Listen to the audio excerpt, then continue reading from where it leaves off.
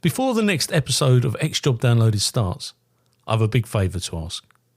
If you've enjoyed any of our episodes so far, please can you click on the follow button on your platform. I'm on Apple, Spotify, Google, Amazon and YouTube. It costs nothing to follow, but makes a real difference to me as a podcast producer. Thank you.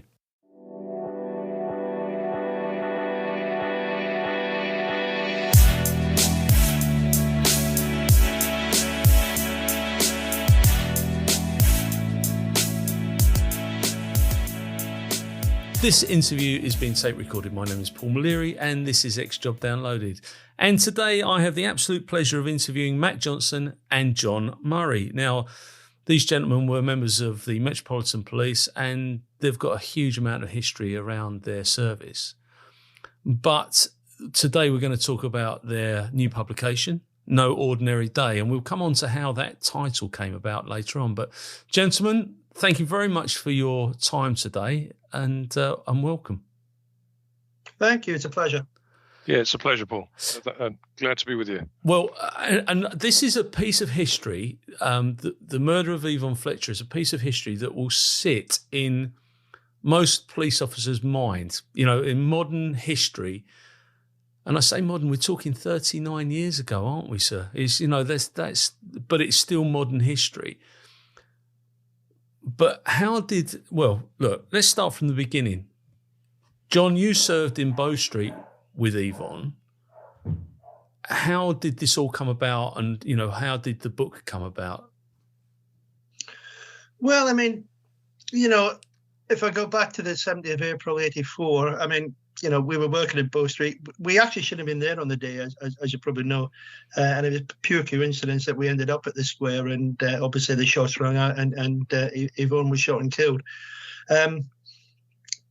It's taken me the best part of 40 years now to get to the bottom of it, if you like. It's taken a long, long time. But I thought for a while that people should know the true story.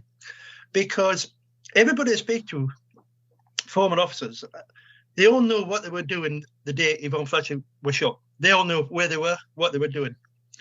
They all know the story of how she got shot. What they didn't know was what went on beforehand and what went on afterwards. And therein, I believe, lies the real story. So it was important to approach Mac to see if he could do this book and get it out there so everybody, you know, could understand and realise exactly what went on over the last few years. And Matt, you are a published author, you know, former police officer, military as well, I believe, before that. Yeah, that's right, yeah. How did you make that leap from police officer to author? Because, I mean, we are good at writing reports, I think, and we're good at talking to people and getting things down, but it is quite a leap. What happened is towards the latter part of my service, I started to get symptoms of what I now know is post-traumatic stress disorder. Right. I didn't know what it was. I had all the classic symptoms of PTSD, which is hypervigilance type of thing, and then I suffered like nightmares, unpleasant dreams. And to cut a long story short, I went to the doctor, got placed sick, and the doctor referred me for counselling. And I was having counselling for quite a long time, and it wasn't working terribly well. My counsellor was experienced in a type of therapy called creative writing therapy, and she asked me to take part in this course of therapy, and it was tremendously effective. And one day she said to me, "Why don't you write a book?" And I'll be honest with you, I laughed. I've never had such a ridiculous idea in all my life, you know. Why would I want to write a book? But fast forward a few years and I ended up getting divorced. I found myself with some time on my hands. And my brother said to me, he said, "Well, what are you going to do with yourself?" So I said, "I've got no idea." I said, "I'm a bit too old to start working for other people. I don't like taking orders from people and rather work for myself, but I don't know really what I want to do." And he said, "Well, why don't you write that book that counsellor was nagging you to write? Have a go. What have you got to lose?" So I did. Got very lucky. Got a publisher, got an agent, got published. The book did very well. Got nominated for a Crime Writers Association Dagger Award, which was most unusual for somebody's first book. And things sort of took off from then, really. And I just count myself really lucky, really, because my first book was dedicated to the memory of Yvonne, because the day that Yvonne was killed was one of my main triggers for the PTSD. Yes. Because I did the ambulance escort, and for years afterwards, I kept convincing myself that had I taken a better route, had I driven the route better, had I got her to hospital faster, that the result could have been different. That's a hell of a burden to carry, Matt. You can't, you can't carry that sort of burden on your shoulders. Well, you're absolutely right. And it was only when I spoke to John many years later that I learned from John that it would have made no difference to me. What had happened? It would have made no difference.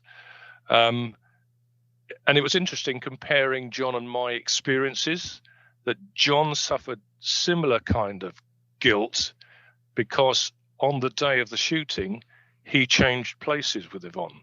He swapped positions. So a moment earlier, a moment later, he should have been standing in the spot where Yvonne was. And he suffered that same kind of guilt that I suffered. Yeah. But then fast forward, and John, as luck would have it, had become a reader of mine because he'd learned about the book being dedicated to Yvonne.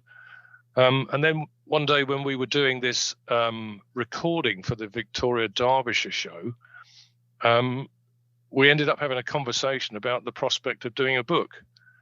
And I confess I was really quite intimidated by the idea, by the prospect. And, it's quite a responsibility. But once I started, it's a fantastic story, and I just felt I had to continue. It is a fantastic story, and it's a very emotive. The stuff that I've read in there, and for you guys to put it down and read it back, it must have been quite hard. How did you find it, John, from your perspective? You're very. It's very graphic in the way that you describe the events of the day. As I say, there's that. It's a classic. It's the classic. We had this painting on our wall at the police station when I joined. So, but how was that reliving it through that book? Because you've lived it every day since April 1984, and I'm sure in your own mind. But how was that when you're recounting it back in the story? Yeah, you're right. I have relived it, and I found the book very harrowing. When I went through it. Because obviously, for me, it brought back a lot of bad memories. Mm. But on the other hand, it also brought back some good memories. And I found it a difficult read. I will be perfectly honest. In some of the parts that I read, I was in tears. Yeah, I don't mind admitting it. But that is why I think it is such a powerful story, because it is from the heart, and it is what happened, and I think that's what people have got to realise. But it is. I think it's a hard read. It is a hard read. But you're right. I'm not going to go into the full detail around it, but the fun times that you guys had at Bow Street, and all the laughs, and Chris Donaldson, and all the people that you mentioned. Life was good at that time, and then this awful event that took place in St James's Square, and this will stay in the police history. It will stay in history forever and ever. And you guys have committed it in such a way that you will stay in that history as well. Paul, this was the greatest tragedy, quite possibly the greatest tragedy in UK policing history.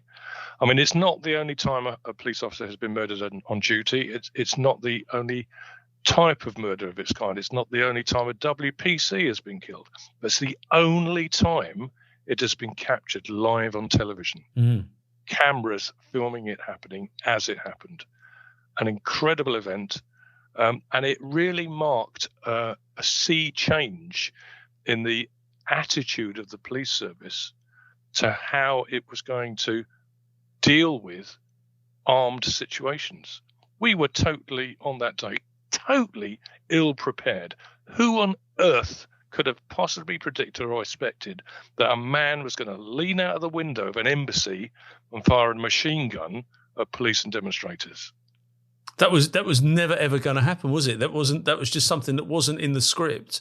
And yeah, it didn't happen. Yeah, it didn't happen. It never happened before. And Matt's quite right. It's not just myself and Yvonne. It's the other forgotten victims as well.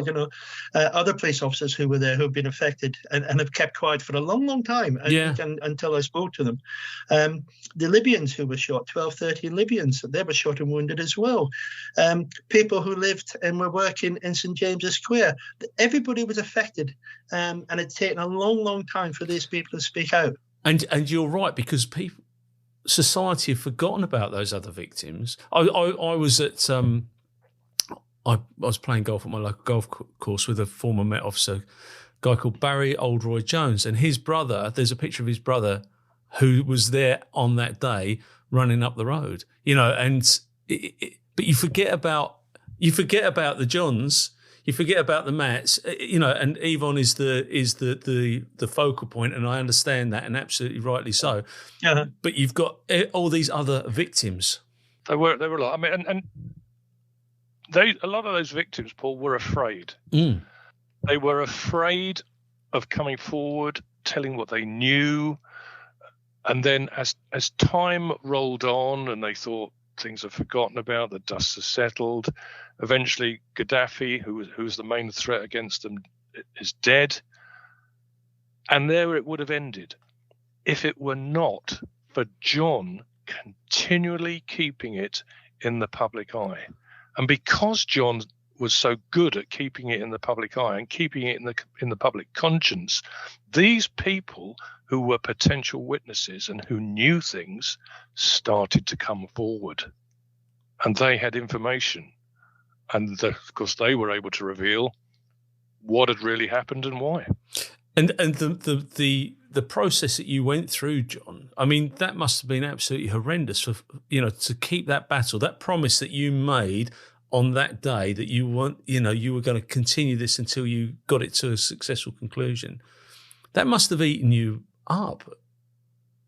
Oh, it was very, very, very difficult. I mean, in the early days, the first few years, I was on my own trying to do this, and it was hard. I got to the stage where I couldn't continue anymore, and I had to ask for help, and the help that I got from former officers and serving officers, was incredible. And it was very, very difficult. But maybe it's old-fashioned, but I made a promise to her, and she died in my arms, and the last word she heard was my words, which said, I will find them, I will get them. I don't know why, I don't know when, but I will get them. Now, you've got to see that through to the bitter end, because Matt said it earlier on, we changed places that day 2 or 3 times. I felt guilty for a long, long time because it should have been me. It should have been shot that day. I was a bit bigger and a bit stronger, and I might have survived. I don't know. But that's why you've got to fight, and you've got to get to the truth, because the lies, the deceits, the corruption that's happened to me over the years, I knew was wrong. I knew there was something, something not quite right, and that's why you keep going. But where have the blockers come from for you guys in order to get this book out? Have there been blockers, Matt? Have you suffered as a result of this? Yeah, I had to make numerous freedom of information requests to the Home Office and the Foreign Office for what should have been publicly available information. Messages back from the National Archives, for example, saying you can't see certain documents, and meant that we had to go up there. You can't take these documents with you. You can't photograph these documents. These things that are supposed to be publicly available, suddenly they're there in the National Archives, and then when you go and look, they've gone. We had a chap called John Tidy who was immensely helpful because he lives near to the National Archives, and he would go to the National Archives, and he would find a file, and he said, right, that's the one you want to apply for, Matt, get a copy of it. Right, so I'd make an application. National Archives say, we haven't got that file, and John would say, well, I've looked at it, it's there. I say, well, go back and have another look. It's gone. By the time he got back there, it had gone. What had happened is somehow the department involved had been notified that this this file had been inquired about. People were asking questions about it. And the ministry, all they need to do is, on the grounds of public interest, ask for that file to be withdrawn, and they can pull it. And you don't get to see it anymore. That's the kind of thing. So that only happened once. Once that kind of thing happens, you get armed to the fact. Yeah. So we were a lot more circumspect from that point on about any visits or any applications to the National Archives as we delved for information. No mention of a book. No. Just casual interest. And from that point on. But a similar problem with freedom of information requests. I would have an FOI request turned down on the grounds of national security, or I'd get a result from an FOI request which was heavily redacted.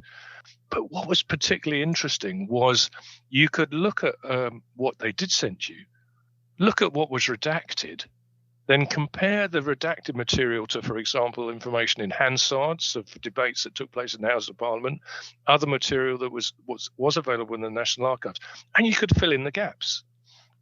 So when they blocked out names of people what they were talking about in a particular discussion at the Cabinet Office, for example, you could look in somewhere else and say, yeah, that's who they were talking about at that meeting, so that must be the name that they've redacted. And you could piece it together. It begs belief, but I have to say it's a well-researched book. I mean, the detail in there is absolutely immense. You can't. There's nothing has been left to the imagination in what you've published. And what about you, John? How were you received by the Metropolitan Police when you were trying to get this going? At the end of the day, this is an officer, a Metropolitan Police officer that's been murdered. What support did you get from them? Well, you see, initially I was very worried because, obviously in the first few years I was still serving. But the investigation seemed to go cold. I mean, there was no information. Nothing was happening. Whether something was happening in the background, I don't know. And I made various requests to see people on 728 to go to see the commissioner and all sorts of things. And they were always refused. But I ended up going to see a very senior officer in the anti-terrorist branch, who again couldn't say a lot. It was difficult. It was hard. The reports that I've been looking for, which should have been released, under the 30-year rule, but the government have slapped another 30 years on it. Now, come on. This happened almost 40 years ago now. What are they trying to hide? This is what I can't understand. There must be something there. There definitely must be something there. But there's no doubt one day we'll actually find out what those documents and reports contain. But it is difficult. The report that John's talking about, Paul, is called the Duff Report. It was written by Sir Anthony Duff, who went on to become the director of MI5. Right. And it was written. It was commissioned by Maggie Thatcher in the aftermath. She asked Anthony Duff to do a thorough analysis of the a report on the siege and everything that happened, the incident, and recommendations. And it's been kept secret. But it's one of those classic things that, no, you cannot read the Duff Report. But when you go through cabinet papers, you'll find meetings where they talk about the Duff Report. So you can start to piece together what the Duff Report must have contained. You can't see the actual wording, but when you see transcripts of officials discussing the content, it's clear that the Duff Report, in its analysis of the events surrounding the siege, decided that the relationship between the police and the political establishment needed to change. Yeah. Very soon afterwards, you see the introduction of legislation which puts MI5 on a legal footing for the first time. Wow. Takes the investigation of terrorism away from the police service and transfers it to MI5. So they become the first line of responsibility. And then gradually, over the years, you see legislation coming in and changes being introduced to the police service, eventually to the point where we see police and crime commissioners brought in. And it all follows a trail, which is really as a result of the Duff report. Danny, you're quite right. It is a result of that. But see, the good thing, certainly as far as I was concerned, for all these documents, and certainly the Duff report as well, if they're being withheld by government, there's something there. There's definitely something there that they don't want us to see. Now, to my mind, that's good. That's good news for me. Very good news for me, because I must be doing something right. But as I say, one day we'll find out what that is. But to me, no problem at all. But that's frustrating, because I mean, Maggie was well known as being the leader of law and order, and well supported the police service in those days. And we're talking about a time when the miners' strike was on the gut. So the Conservative Party at the time needed the police service in order to support their political aims, if you like. Yeah. But they also needed control of the police service. Yes, they did. Yeah. And that is something that in the 1980s they didn't have. The police were very much more independent of politics in those days. Who's the commissioner in 84? Kenneth Newman. Newman. Yeah. Yeah, it's Kenneth Newman, one of the few commissioners not to be made a lord. Is that right? His successor, Peter Imbert. Peter Imbert was made a lord. Lord Imbert. Wow. His predecessor, a lord. John Stevens, a lord. Kenneth Newman, who defied the politicians in order to carry out a criminal inquiry into the Libyans, not made a lord. Well, what does that tell you? Yep. Head of the anti-terrorist squad, traditionally knighted. Head of the anti-terrorist squad in 1984, not knighted. That's bizarre. I mean, but that's really interesting, isn't it? Because it just shows how corrupt things were at that time. And dare I say, there's probably still elements of that corruption taking place today. You only have to look what's in the popular press at the moment. What does it look like for you with regards to the publication of the book, and what's the scope? How far have you gone with it? I mean, is it UK based, or is it literally all over? It'll be available all over the world.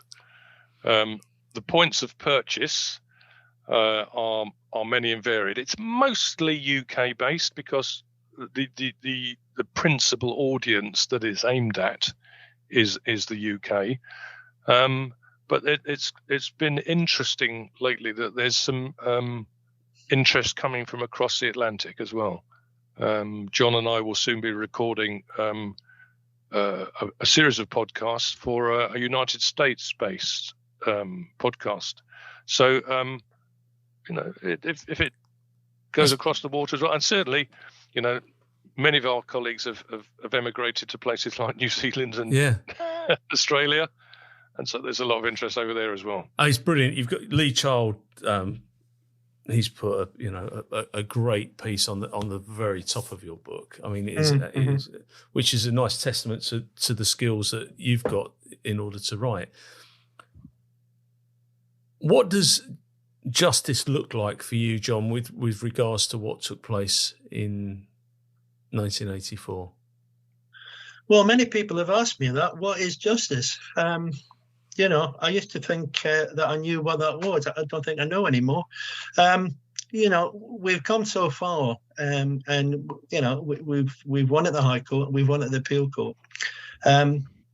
Justice for me, at the end of the day, will be a private criminal prosecution against Mr. Mabrouk, which hopefully will start very shortly, for him to be convicted of a criminal offence and to get an international arrest warrant issued, should he not appear, and get him in front of a criminal court. Now, it doesn't have to be in the UK. It could be in Libya. It could be in The Hague. That's entirely up to him. But he should be held to account for what he did, or his role in the murder of Yvonne, in a criminal court. Yeah, absolutely right. Absolutely right. And because the political landscape of Libya has changed dramatically since Gaddafi was deposed, but I don't know how secure it is now as a country, or how supportive it is. Well, I mean, as you know, if reading the book, I've been to Libya several times over the years. I got more support from the Libyan people than I did from the UK government. Most of the people over there, they know the story of Yvonne Fletcher. They want justice for them as well, and also for Yvonne. They realise, Libya is changing. It's changing, sort of daily. There's a lot of trouble going over there at the moment, but it is changing, and they want to be welcomed back into the international community. Now, every time I go there, I say, well, look, okay, I would think that will happen one day, but first of all, you've got to sort various matters out. And Yvonne Fletcher is only one. There are several others. And I do think the regime over there is changing, and I do think that will happen one day. Is it a stable place now, or is it still? No, it's not. No, it's still not stable. It's still not. It's probably worse now. It's probably worse now than certainly I was over there. I mean, it was bad when I was there, but it's got worse now. And how are you funding this, John? You've put an awful lot of work into the legal element and what have you. How are you funding it? Well, again, if I go back to the early days, I was funding it myself. I put all my commutation into it and all sorts of things. I got to the stage where, funds were getting tight. The longer it goes on, the more legal advice and the more legal representation you've got to get, and that's got to be paid for. So I got to the stage where, I didn't have much left in my little pocket. So I put out a cry for help, if you like, and various people donated to the fund. They set up a justice fund as well. A lot of people paid into that. And also the Police Federation. The Police Federation, helped us out as well. And with that money, obviously that funded the civil proceedings in the High Court. I didn't realise how much it would cost to take a case to the High Court. Bearing in mind we were only in the High Court for 3 days. But it cost over £250,000. Wow. And that's a lot of money. That's a lot of money in anybody's book, and you can see why there are only certain parts of society that can afford to take High Court action, can't you? Mm-hmm. That's right. That's right. That's brilliant about the Federation, though. I didn't know that, but it's absolutely right and proper that they and other police organisations should get involved in this. Yes, I accept £250,000 is an awful lot of money, but there are 43 police forces in this country. And if they all made a donation in order to push this further forward, then it would be a few quid each in the grand scheme of things. Yes, it would be. I mean, and I think you've got to remember, we're doing it for the men and women who are out there now, who have followed in our footsteps, because it's important for them to understand and believe that, should something awful happen to them, and God forbid it never ever does, but if it does, that somebody somewhere will stand up and represent them and look after them if the authorities don't. And I think that's very important. No, I absolutely agree.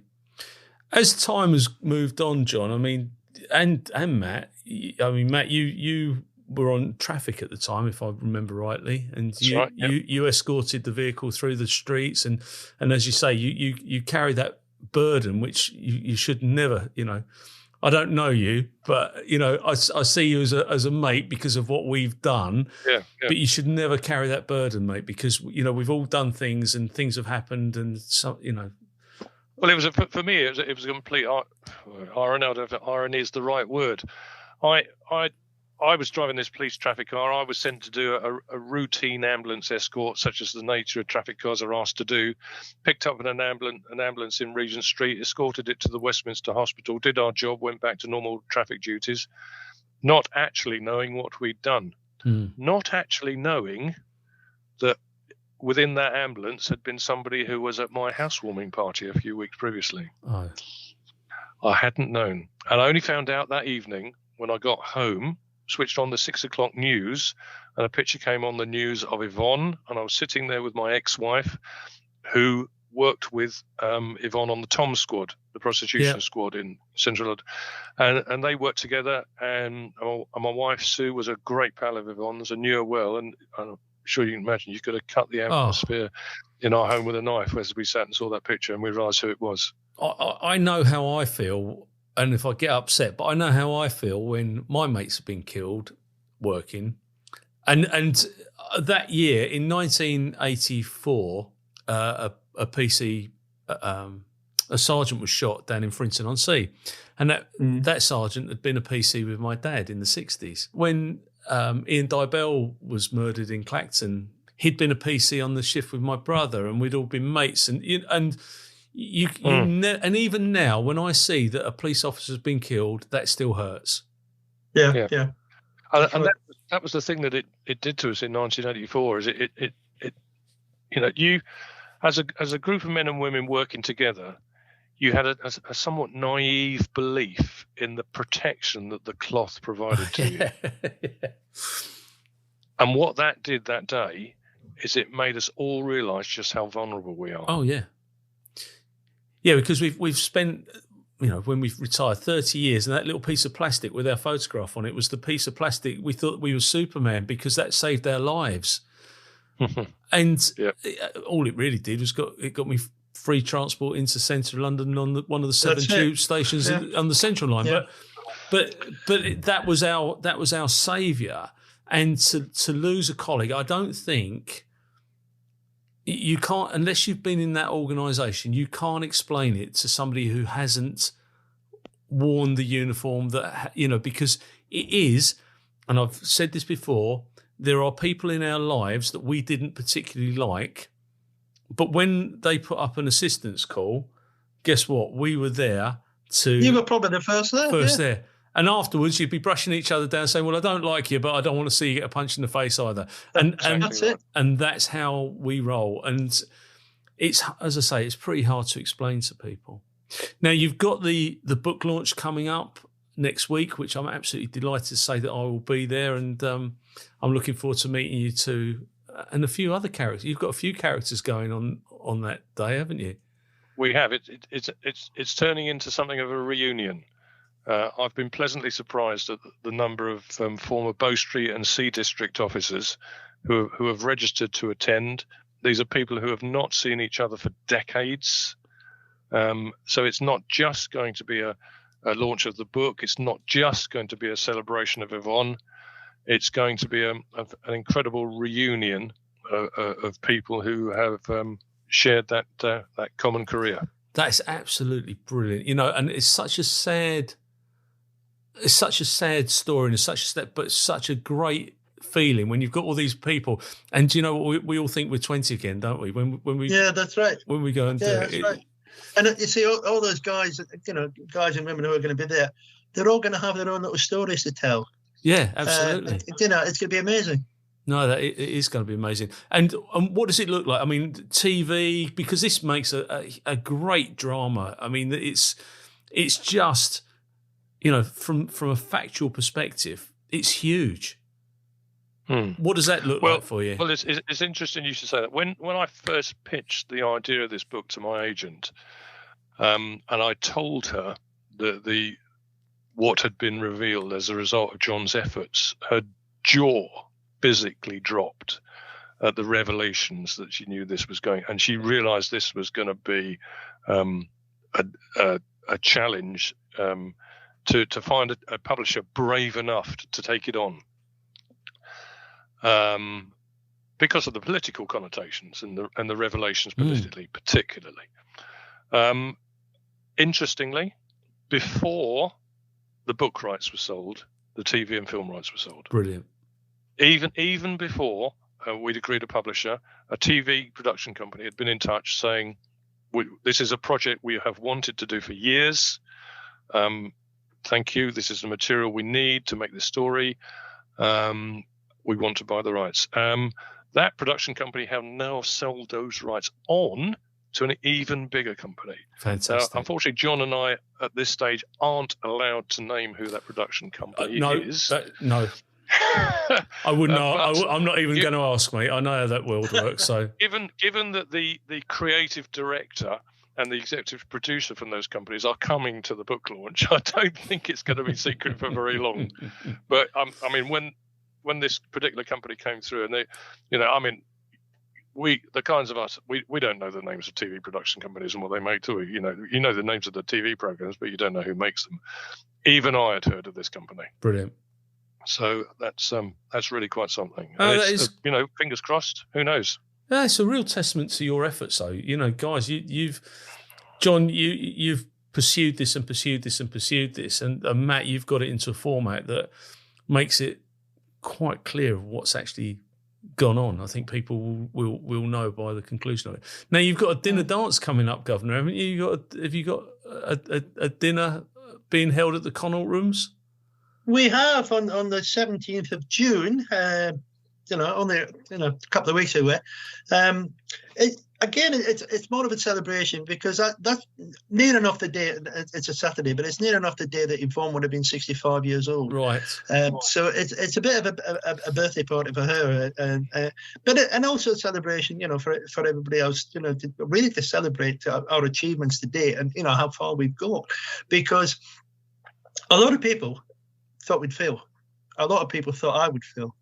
I'm not like that. I very rarely feel, things that I do, and I will carry on. But we've got about 220 people coming along. That's there fantastic. I think there's 2 spare tables at the moment. So if anybody else wants to come along, by all means, let me know. We'll push that out there, and what we'll do is we'll put all your links into the body of this podcast.